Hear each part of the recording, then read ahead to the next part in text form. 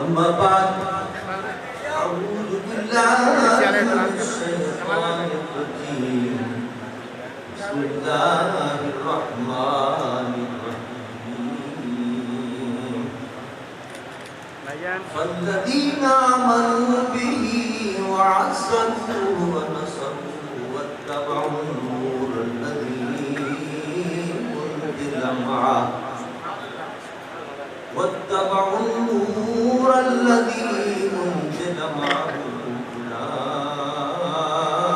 أولئك هم المفلحون. صدق الله وصدق رسوله النبي الأمين الكريم. نحن على ذلك لمن الشاهدين والشاكرين والحمد لله رب العالمين. إن الله وملائكته يصلون على النبي يا أيها الذين آمنوا صلوا عليه وسلموا تسليما.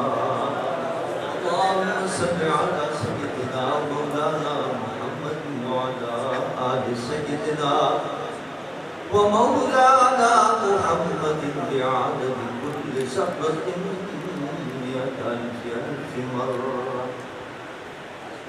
الصلاة والسلام عليك يا رسول الله. الصلاة والسلام عليك يا حبيب الله. الصلاة والسلام عليك يا رحمة للعالمين وعلى آلك وأصحابك يا شفيع المذنبين.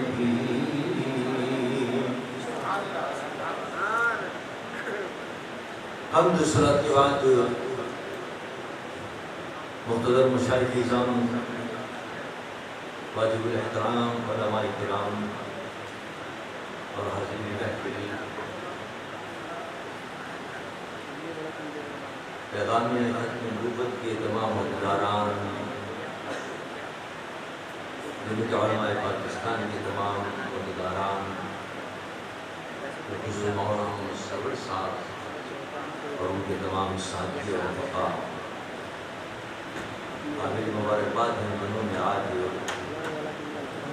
عظیم الشان ختم نبوت کانفرنس کا یہاں انعقاد کیا ہے،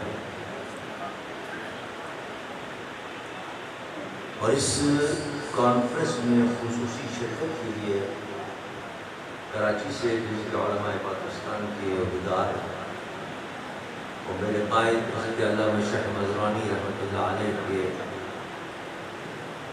پرانے رفیق اور دست راست محترم جناب سید عقیل انجم صاحب تشریف فرما ہوئے، انہوں نے ماشاءاللہ بڑا تفصیلی خطاب فرمایا اور یہاں کے مقتدر علماء نے کی خطابات فرمائے. اللہ تعالیٰ میری ان کی آپ کی سب کی حاضر قبول فرمائے. اس محفل مبارک میں تازہ تشریف لائے ہیں مدینہ منورہ سے اور حرمین شریفین سے جمعیت علماء پاکستان سندھ کی چیف آرگنائزر محترم جناب پیر سید احمد صاحب احمد برکات العالیہ، آپ سب کی طرف سے بہت مبارکباد پیش کرتا ہوں. اللہ تعالیٰ ان کے حج کو قبول فرمائے، حرمین شریفین کی حاضری قبول فرمائے اور وہاں کی برکتوں سے معلومات فرمائے. حاضر محترم، یہ مہینہ چل رہا ہے ستمبر، اور آپ کو پتہ ہے کہ ستمبر کی 7 تاریخ کو میرے اور آپ کے قائد حضرت علامہ شیخ مزرانی رحمۃ اللہ تعالیٰ علیہ ان قادیانیوں کی تابوت میں آخری عید ہوگی تھی قومی اسمبلی کے اندر، اور ان کو غیر مسلم اقلیت قرار دیا.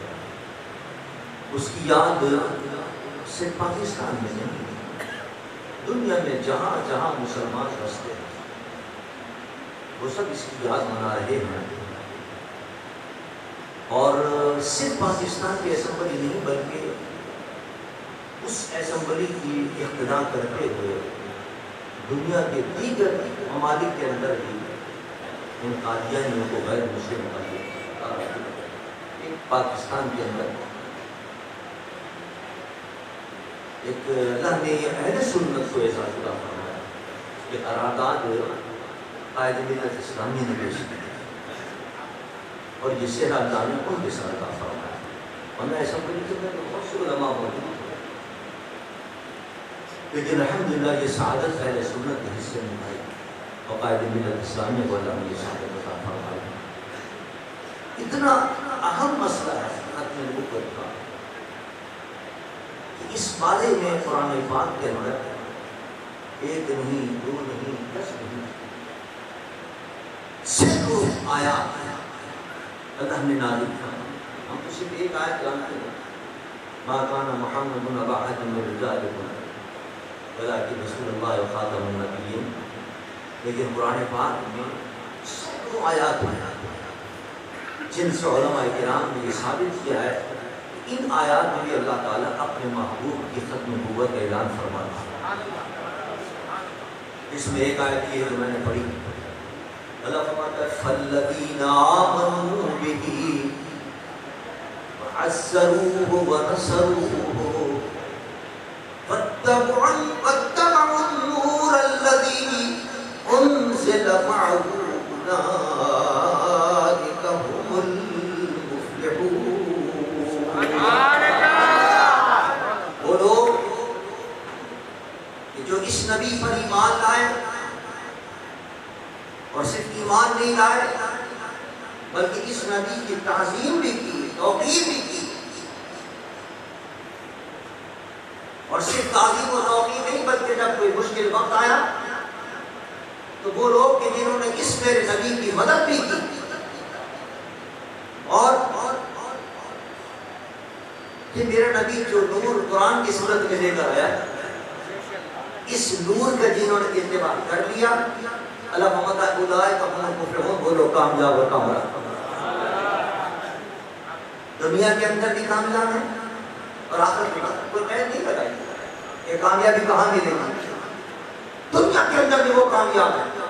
تو اس میرے نبی کو مانے، اس پر ایمان لائیں، صرف ایمان نہیں پھر اس کی تعظیم بھی کریں، اس کی توقیر بھی کریں، پھر تعظیم و توقیر نہیں جب کوئی مشکل وقت آئے اس کی مدد بھی کریں، اور جو یہ نور لے کر آیا قرآن اس کا اتباع کر لیں. دنیا کے اندر بھی کامیاب ہوں گے، قبر میں بھی کامیاب ہوں گے، حشر میں بھی کامیاب ہوں گے.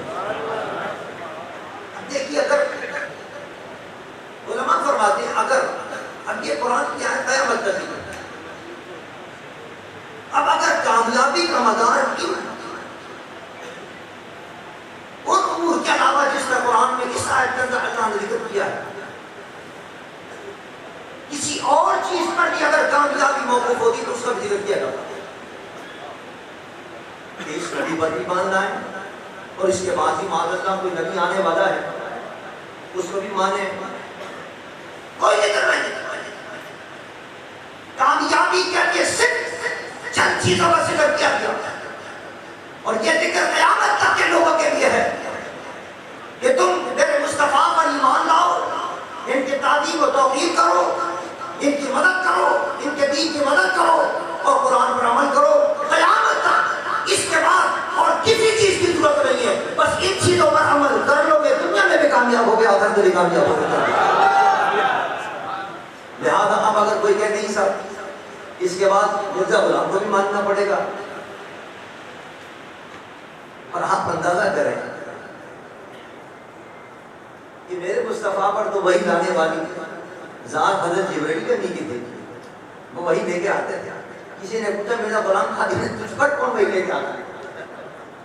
تو کہنے لگا ٹیچی ہے کوئی مجھ پر وہی لے کے آتا ہے. آپ بتائیں کیسا مومل آدمی تھا،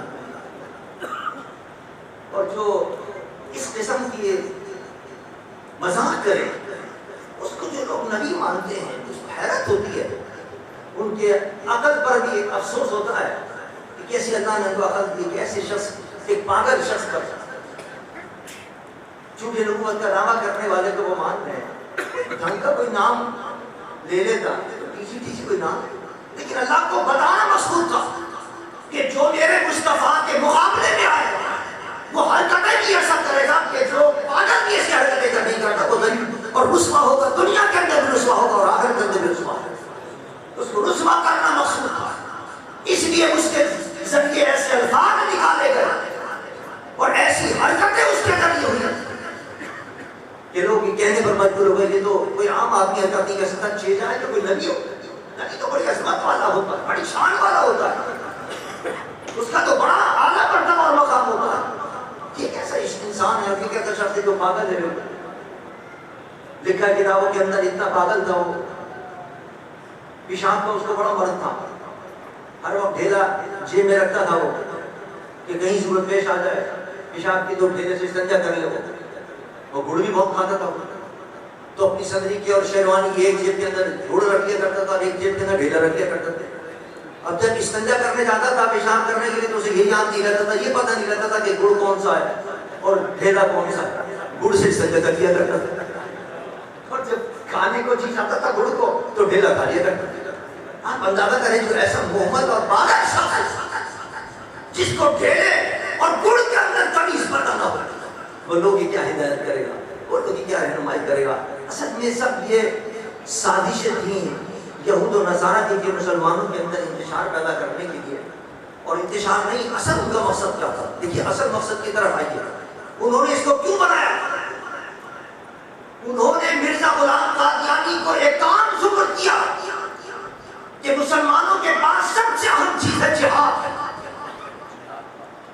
جہاد سب سے اہم چیز ہے، پر ڈرتے ہم اس سے نہ ان کے توپوں سے ڈرتے ہیں، نہ ان کے جناب ایٹم بموں سے ہم ڈرتے ہیں، نہ میزائل سے ڈرتے ہیں، لیکن جہاد کا جذبہ ان کے اندر جب یہ اسلام کے نام پر آتے ہیں. تو 65 کے جنگ میں ہم نے دیکھا ہے کہ بڑے بڑے ٹینک جو ہیں وہ بھی اڑا کے رکھتے تھے. 65 کی تاریخ میں پرسوں چند روز ہوئے سیالکوٹ کے اندر ایک جلسہ ختم نبوت کا، اور اتفاق سے 7 تاریخ کی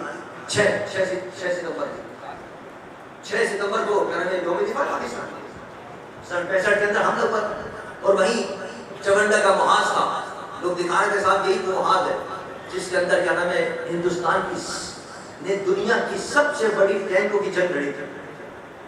اور وہاں کے لوگ مجھے بتا رہے تھے کہ مسلمانوں کا عشق دیکھیے کیا عشق. لوگوں نے کہا بھائی مقابلہ کیسے کرنا ہے؟ فوجیوں نے کہا کوئی ہے جان دینے والا. مقابلہ صرف ایسے ہوگا کہ اپنے پیٹ پہ پتھر باندھے اور ان ٹینکوں کے نیچے لیٹ جائے.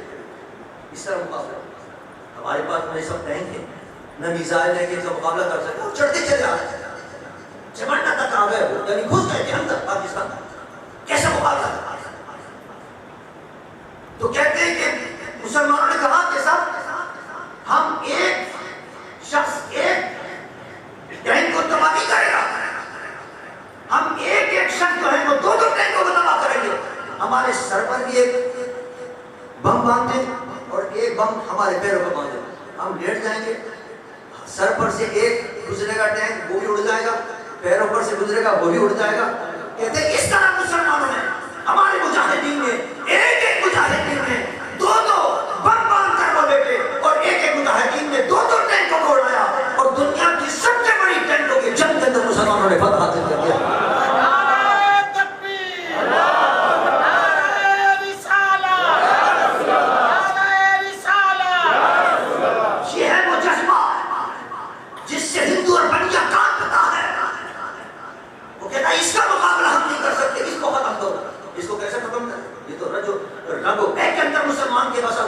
میرے مصطفیٰ نے اعلان کر دیا الجہاد ماضٍ الی یوم القیامہ. قرآن میں خبردار جہاد ختم نہیں ہوگا، جہاد قیامت تک میری امت کے اندر جاری رہتا. کافروں سے جہاد ہو، ان یہود و نصارہ سے جہاد ہو. انہوں نے کہا جہاد کو کیسے ختم کرے؟ مرزا غلام قادیانی کو پیدا کیا. اس نے جناب یہی نعرہ لگایا، اس نے کہا چھوڑ دو دوستو، یہ اس کا شعر ہے مشہور مرزا غلام قادیانی کا، چھوڑ دو دوستو اب جہاد کا خیال، حرام ہے دین کے لیے لڑنا اور قتال. اب آج کے بعد سے کوئی نہیں لڑے گا دین کے لیے، اب آج سے کوئی جہاد نہیں کرے گا، جہاد ختم ہو گیا اسلام میں. صرف اس لیے کہ ہندو ڈرتے تھے، یہود ڈرتا تھا، نصارہ ڈرتے تھے، عیسائی ڈرتے تھے اس جہاد سے. انہوں نے کہا جہاد کو ختم کرنے کے لیے مرزا غلام قادیانی کی جماعت کو بنایا، لیکن وہ اپنی تمام کوششوں میں ناکام ہو گئے. الحمدللہ آج بھی جہاد جاری ہے. موجود ہے، اور انشاءاللہ یہ جذبہ قیامت تک مسلمانوں کے اندر موجود رہے گا. قیامت تک مسلمان انشاءاللہ کافروں کو اس جہاد کے جذبے کی شکل دیتے رہیں گے انشاءاللہ. آج بھی مسلمان تڑپ رہے ہیں. اپنے مسلمان بھائیوں کی جب حالت دیکھتے ہیں، کشمیری بھائیوں پر کس طرح ان کے پہاڑ توڑے جا رہے ہیں. آپ اندازہ تو کیجیے، آج 1.5-2 مہینے ہونے کو آئے، پورا مقبوضی کشمیر کے مقبوضہ کشمیر کا ایک مسلمان نہیں، 2 نہیں، 1000 نہیں، کئی لاکھ مسلمانوں کو گھروں کو بند کیا ہوا ہے، محصور کیا ہوا ہے، ان کو گھروں کے اندر زندہ درگور کیا ہوا ہے، باہر نہیں نکلنے دے رہے، گولیاں مارتے ہیں. کرفیو ہے، یہاں بھی کرفیو لگے تھے حیدرآباد کے اندر. آپ کو یاد ہوگا 1 دن سے زیادہ ہو جاتا تھا اور کرفیو کا وقت ہوتا تھا، کتنے لوگ نکلتے تھے. سب کچھ خرید لیں، کچھ دودھ لے لیں، کچھ ڈبل روٹی لے لیں، کچھ کھانے کو لے لیں. ابھی کیا نام ہے، 1 ہفتے کے لیے 1 دن کے لیے بند ہو، 1 دن کے لیے بند ہوتا تھا کرفیو. آپ اندازہ کریں ہم لوگ بھوکے اور پیاسے مرنے لگتے تھے. اپنے ان مسلمان بھائیوں کا اندازہ کیجیے کہ 45 روز آج ہو گئے گھر کے اندر ایک کھانے کو کوئی چیز نہیں، پانی کو کوئی پانی نہیں ہے، دوائیں ختم ہو گئی. اور عالم یہ ہے، ملتان میں جلسہ تھا، صاحب حامد شریف صاحب کے ایک دوست بتا رہے تھے، ان کو بتایا تھا، انہوں نے آ کے وہ اپنی تقریر میں اس کا ذکر کر رہے تھے. عالم یہ ہے کہ بھوک سے مسلمان وہاں جام شہادت پہنچ کر رہے ہیں. جب وہ شام شہادت پہنچ کر گئے تو اب ان کو وہاں قبرستان نہیں لے جانا دیا جاتا. ہمارے یہاں تو کرفیو کے اندر بھی اجازت ہوتی تھی کہ اگر کوئی مر جائے یا اگر کوئی بیمار ہے اس کو کرفیو والے اجازت دے دیتے تھے. لیکن ہندو بنیے اور وہ ظالم فوج مودی کی ان کو اجازت نہیں دیتی کہ مر جائے تو آپ اس کو قبرستان میں جا کے دفن کر دیں. عالم یہ ہے کہ گھر کے جو فرد ہوتے ہیں وہ وہیں نماز جنازہ ادا کرتے ہیں اور گھر کے صحن کے اندر اپنے اس بھائی کو دفن کرتے ہیں. اور اب انتظار ہوتا ہے کہ دوسرا بھائی کب مرے گا اس بھوک سے، اس کو بھی یہاں دفن کرتے ہیں. یہ عالم ہو گیا ہے.